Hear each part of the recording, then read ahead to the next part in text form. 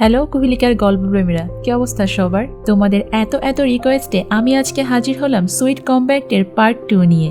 আসলে এই মুভিটা সত্যিই সুন্দর, আর তোমরা যারা এই মুভির প্রথম পার্ট দেখোনি, জলদি গিয়ে আগে ডেসক্রিপশন বক্সে থেকে প্রথম পার্ট দেখে এসো, না হলে কিন্তু দ্বিতীয় পার্ট বুঝতে একটু কষ্ট হতে পারে। তাই চলো আর বেশি বকবক না করে শুরু করি সুইট কমব্যাটের পার্ট 2। তো মিয়া তো ততক্ষণে জানতে পেরে গিয়েছিল যে মিং একাই চলে এসেছে হানের ওই বক্সিং ক্লাবে, তাই সে তো সবাইকে ফোন করে ওখানে ডেকে নেয়। আর এটা শুনেই তো দ্রুত সেখানে ফেং, জাওমি আর মিয়া চলে আসে। ফেং এসেই তো জাওফিংকে বলে যে ওর সঙ্গে কেন ফাইট করছো, সাহস থাকলে আমার সঙ্গে এসে ফাইট করো, দেখবো তুমি কত বড় ফাইটার হয়েছো। তারপর তো ওখানে তাদের মধ্যে বেশ কথা কাটাকাটি শুরু হয়ে যায়, আর এমন একটা পরিস্থিতির সৃষ্টি হয় যে দুই দল পুরো মারামারি লেগে যাওয়ার মতোই অবস্থা। তাই হানি সেখানে পরিস্থিতিটা সামলে নেয়। আর এরপর তো মিন তার ভাইয়ের প্রতি অন্যায়ের প্রতিবাদ করার জন্য ওই বক্সিং ক্লাবেই ভর্তি হয়ে যায়। হানও তখন মিনের পক্ষেই নিয়েছিল, তাই জাওফিং তখন হানকে তাদের দলের লিডার থেকে বাদ দিয়ে দেয়। আর এদিকে জাওমি আবার তখন মিনকে অনেক ভালোভাবেই বক্সিং শেখাতে শুরু করে, কিন্তু মিয়া তো আবার বক্সিং শেখানোর মাঝে মাঝে মিনকে পটানোর চেষ্টা করতে থাকে। অন্যদিকে এই দুই কলেজের মধ্যে ছাত্রছাত্রীদের মারামারির খবর বাইরে পর্যন্ত চলে যায়, তাই বাধ্য হয়ে দুই কলেজের প্রিন্সিপাল তাদেরকে এক করার জন্য একটা ডান্স ফেস্টিভ্যালের আয়োজন করে।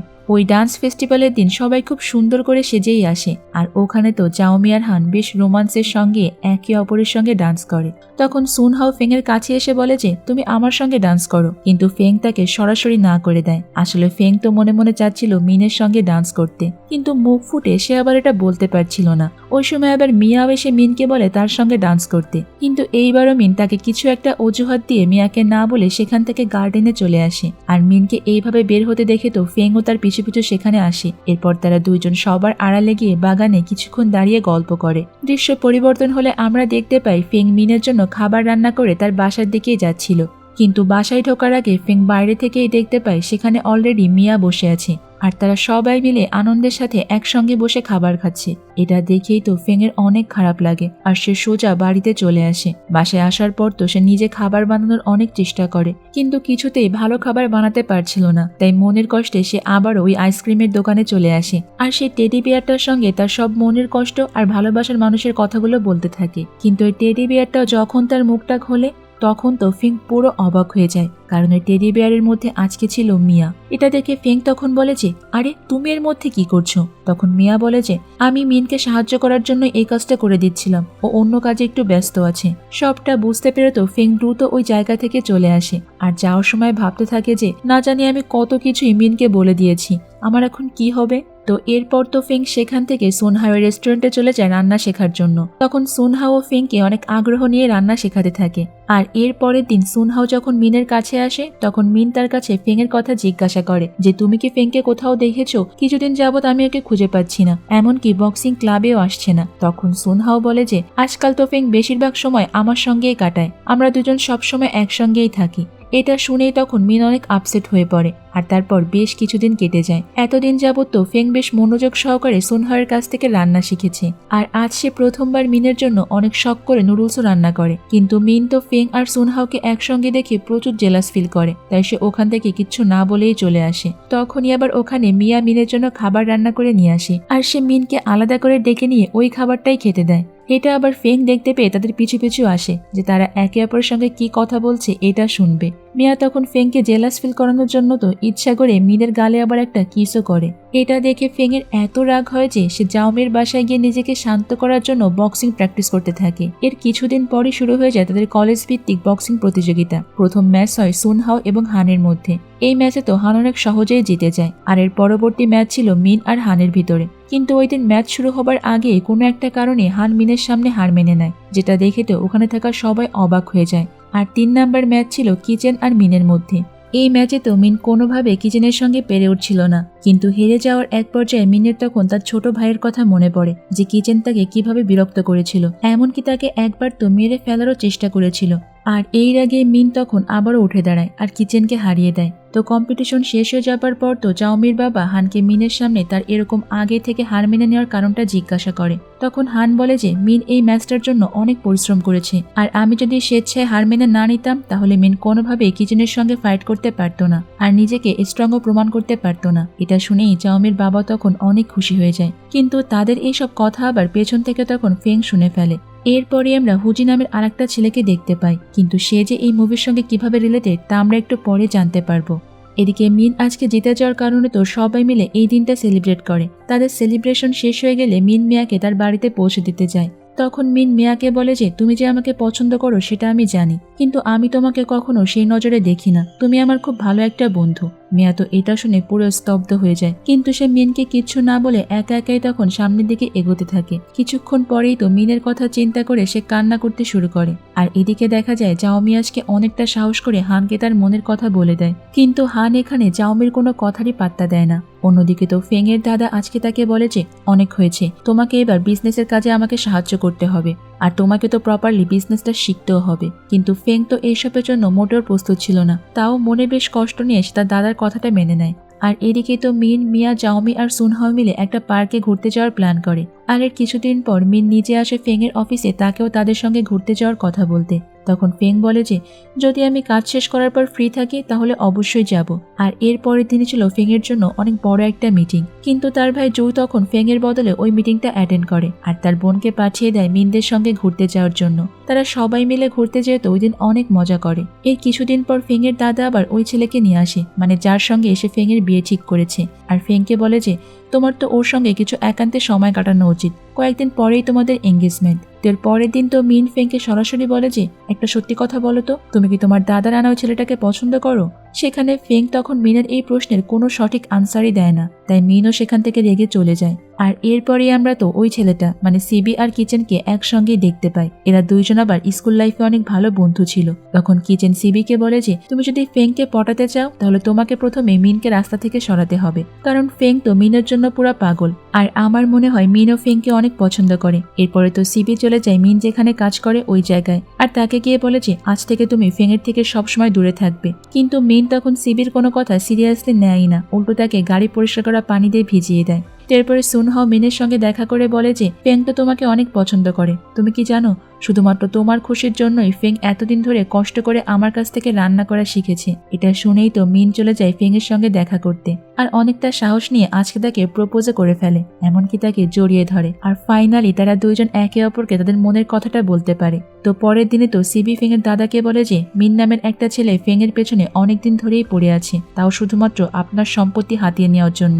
অন্যদিকে তো মিন আর ফেং একটু দূরে ঘুরতে যায় আর অনেক ভালো একটা সময় কাটায়। তারপর রাতে যখন সে বাসায় ফিরে আসে তখন তার দাদা ফেংকে মিনের থেকে দূরে থাকতে বলে। এটা শুনেই তো ফেং প্রচন্ড রাগ হয়ে তার দাদার সঙ্গে ঝগড়া করে ওই সময় জাওমির বাসায় চলে আসে আর জাওমিকে সবটা খুলে বলে। তো এর পরের দিনই তো ফেং মিনের জন্য অনেক সুন্দর করে নুডলস রান্না করে নিয়ে আসে, আর সবাই মিলে ওই নুডলসটা বেশ মজা করেই খায়। এইভাবেই তারা একে অপরের সঙ্গে অনেক ভালো টাইম কাটাতে থাকে। আর এখন তো কলেজের প্রায় সবাই জেনে গিয়েছে যে মিন আর ফেং রিলেশনশিপে আছে। এদিকে ফেং এর দাদা একদিন আসে মিনের সঙ্গে দেখা করতে, আর তাকে হুমকি দিয়ে বলে যে ফেং এর থেকে দূরে থাকবে, না হলে কিন্তু এর ফল ভালো হবে না। কিন্তু মিন তখন বলে যে আমি আপনার নাতনি ফেংকে অনেক বেশি ভালোবাসি, তাই আমার পক্ষে এটা করা সম্ভব না। এদিকে ফেং এর ভাই জু ফেং এর কাছে এসে বোঝায় যে দেখো দাদার শরীর কিন্তু মোটেও ভালো নেই, সে চাই তুমি বাসায় ফিরে যাও, আর তোমাকে ছাড়া আমারও বাড়িতে একটুও ভালো লাগছে না। এই কথা শুনে ফেং এর তখন অনেক খারাপ লাগে, তাই সেও বাড়িতে ফিরে আসে। অন্যদিকে জাও ফিং তো হানকে আবারও প্রপোজ করে, কিন্তু হান তখন বলে যে আমি জাওমিকে অনেক ভালোবাসি,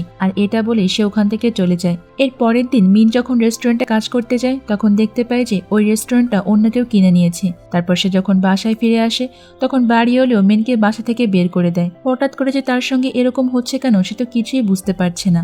আর এরপর সে তার ভাই বোনদেরকে নিয়ে যখন বাইরে বেরিয়ে আসে তখন সুনহাওই তাদেরকে তার বাড়িতে নিয়ে আসে। আর সুনহাওয়ের মাও মিনদেরকে দেখে অনেক খুশি হয়ে যায়, সে তাদেরকে অনেক আদর করে বাড়িতে ডেকে নেয়। এদিকে জু তখন জানতে পারে যে মিনকে কাজ আর বাড়ি থেকে বের করে দেওয়ার এই সমস্ত কাজ তার দাদা মানুষকে টাকা দিয়েই করিয়েছে।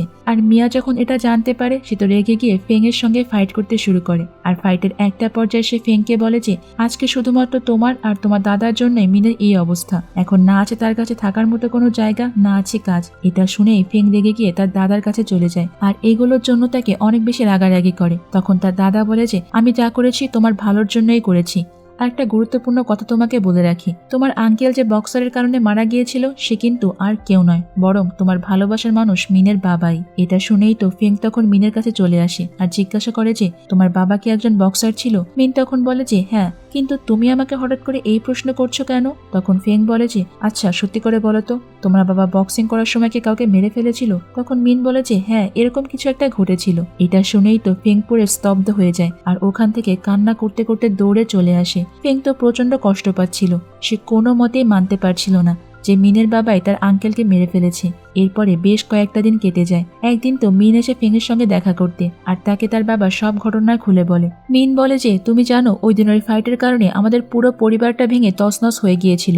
তখন মিনের কাছ থেকে সবটা শোনার পর তো ফেং আর তার উপর রাগ করে থাকতে পারে না, কিন্তু ওই সময় আবার তার আঙ্কেলের ওয়াইফ সেখানে চলে আসে ফেংয়ের সঙ্গে দেখা করতে আর মিনের কাছ থেকে তাকে দূরে রাখার জন্য মিথ্যা কথা বলে যে ওই দিন তোমার আঙ্কেলকে কিছু লোক আগে শাসিয়ে দিয়ে গিয়েছিল আর এই সবটা কিন্তু মিনের বাবার অর্ডারেই করা হয়েছিল। এটা শুনেই তো ফেং আবারও মিনের উপর রাগ করে সেখান থেকে চলে যায়। আর এর পরের দিনই শুরু হয়ে যায় সেই স্কুল ভিত্তিক বক্সিং কম্পিটিশন। প্রথম ম্যাচ ছিল মিয়া আর অন্য একটা স্কুলে সেই হুজি নামে ছেলেটার সঙ্গে। আজকে মিয়া তো হুজির সামনে কোনো মতে টিকতেই পারে না, কারণ সে মিয়াকে কোনো সুযোগই দিচ্ছিল না। মিয়ার অবস্থা তো অনেক খারাপ হয়ে যায় আর হুজিও ওই ম্যাচটা অনায়াসে জিতে যায়। এদিকে ওই সময় আবার ফেংয়ের দাদার কাছে তার আঙ্কেলের ওয়াইফ ফোন দিয়ে তার কাজের জন্য টাকা চায় আর আমরা বুঝতে পারি যে ফেংয়ের দাদাই আসলে ওই মহিলাকে দিয়ে এইসব কাজ করিয়েছে। এদিকে ফেং তখন মিনকে গিয়ে বলে যে আমি আমার আঙ্কেলের খুনির ছেলের সঙ্গে কোনো প্রকার রিলেশন কন্টিনিউ করতে চাই না।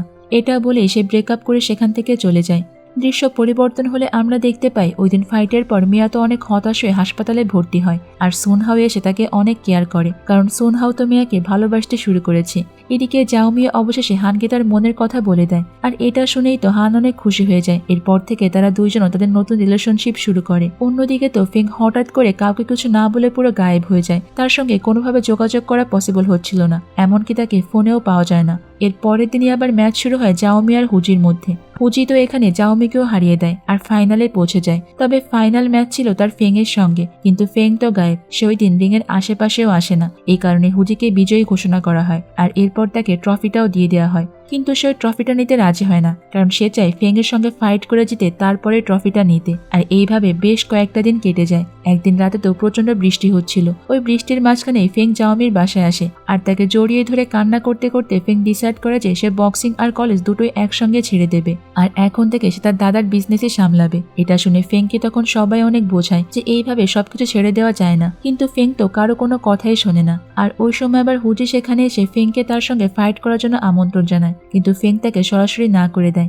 আর এটা দেখে ফেং এর ফিয়ন্সে সিবি এসে আবার হুজিকে বলে যে তুমি যদি মিনকে কিডন্যাপ করে নিয়ে যাও তাহলে দেখবে ফেং আপনা আপনি তোমার সঙ্গে ফাইট করতে চলে আসবে। আর হুজি তখন সেটাই করে, সে মিনকে কিডন্যাপ করার জন্য তার বাড়িতে চলে যায়। তবে মিনকে বাঁচাতে তখন সেখানে কিচেন চলে আসে, কারণ কিচেন তাদের সমস্ত প্ল্যানটা আগে থেকেই জানতে পেরে গিয়েছিল। কিন্তু হুজি সেখানে কিচেনকে অনেক মারে আর সত্যি সত্যি মিনকে বেঁধে তার আস্তানায় নিয়ে আসে। ফেং যখন এটা জানতে পারে যে হুজি মিনকে কিডন্যাপ করেছে তখন সঙ্গে সঙ্গে সে মিনকে বাঁচাতে চলে যায়। হুজি তখন বলে যে আমি একটা শর্তে তোমার ভালোবাসার মানুষকে ছাড়তে পারি, আর সেটা হলো তোমাকে আমার সঙ্গে ফাইট করে জিততে হবে। আর এরপরেই তো শুরু হয়ে যায় হুজি আর ফেং এর মধ্যে একটা দুর্দান্ত লড়াই। তবে হুজি কোনো মতেই ফেং এর সঙ্গে পেরে উঠছিল না, তাই এরপর সে বক্সিং এর নিষিদ্ধ কৌশল ব্যবহার করে ফেংকে সেখানে হারিয়ে দেয়। ওই সময় আবার সেখানে জাওমির বাবা চলে আসে। সে প্রথমেই মিনকে আগে মুক্ত করে, তখন হুজি আবার মিনকে তার সঙ্গে ফাইট করার জন্য চ্যালেঞ্জ করে।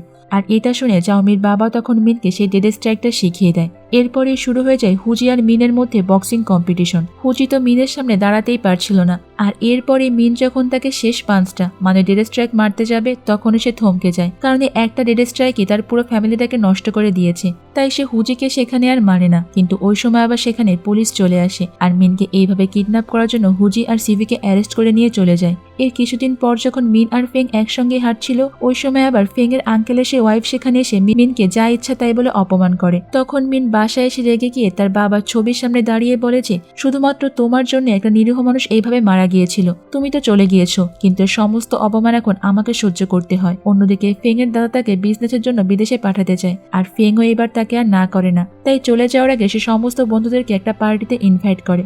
সবাই ওই দিন পার্টিতে এসে বেশ এনজয় করে আর সেখানেই সুনহাও মিয়াকে প্রপোজ করে দেয়। আর মিয়াও বেশ ভালোভাবেই তার প্রপোজালটা অ্যাকসেপ্ট করে নেয়, কারণ মিয়ার সমস্ত বিপদে সে একমাত্র সুনহাওকেই পাশে পেয়েছে, এই জন্য এসে তাকে আর রিজেক্ট করে না। এরপরেই তো একটা বছর কেটে যায়। মিন ফেংকে প্রচন্ড মিস করত।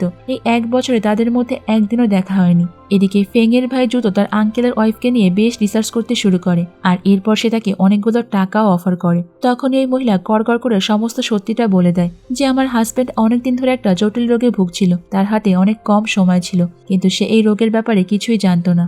আর ওই দিন ফাইট করার সময় সে হঠাৎ করেই মারা যায়। কিন্তু এই কারণে মিনের বাবা নিজেকে দোষী ভাবতে শুরু করে, আর আমিও এই সুযোগটা ভালোভাবে কাজে লাগিয়ে তাকে ফাঁসিয়ে দিই, যাতে করে সমস্ত ইন্স্যুরেন্সের টাকাটাই আমি পেয়ে যাই। এই পুরো ব্যাপারটা জানার পর তো জু নিজেই অবাক হয়ে যায়, আর মিনকে দ্রুত ফোন করে সবটা বলে যে ওই দিন তোমার বাবার কোনো দোষ ছিল না। এটা শুনে মিন যেন একটু স্বস্তির নিঃশ্বাস ফেলে, আর ফেংকে তার সঙ্গে একটু দেখা করতে বলে। এরপর সে ফেংকে সমস্ত কিছুই খুলে বলে যে তার আঙ্কেলের মৃত্যুর পিছনে তার বাবার কোনো হাত ছিল না। তখন ফেংও সবটা জানতে পেরে মিনকে সরি বলে তাকে জড়িয়ে ধরে, আর অবশেষে এতদিন পর তাদের মাঝে সমস্ত ভুল বোঝাবুঝির অবসান ঘটে। তারা একে অপরকে কিসও করে, আর তাদের এই সুন্দর মুহূর্তের মাধ্যমে আমাদের আজকের মুভির গল্পটারও একটা হ্যাপি এন্ডিং হয়ে যায়। তো বন্ধুরা, গল্পটা তোমাদের কাছে কেমন লেগেছে সেটা কিন্তু আমাকে কমেন্ট করে অবশ্যই জানিও। আর তোমরা কি ধরনের মুভি দেখতে চাও সেটাও আমাকে কমেন্ট করে জানিও। আমি চেষ্টা করব খুব দ্রুতই তোমাদের সামনে এক্সপ্লেন করার। তো আজ এই পর্যন্তই থাক, দেখা হবে অন্য কোনো সুন্দর মুভির গল্প নিয়ে ভিন্ন কোনো সময়ে। ততক্ষণ পর্যন্ত তোমরা সবাই অনেক বেশি ভালো থাকবে এবং নিরাপদে থাকবে, আর অবশ্যই তো কুহেলিকার সঙ্গেই থাকবে, তাই না? আল্লাহ হাফেজ।